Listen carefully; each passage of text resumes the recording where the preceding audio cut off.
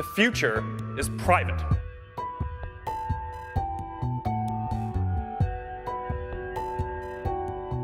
Your private communications should be secure.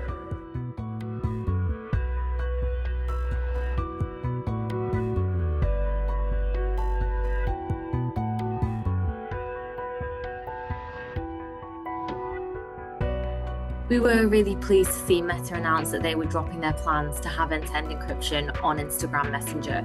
We know that end-to-end encryption can allow perpetrators to evade detection and to groom and abuse children.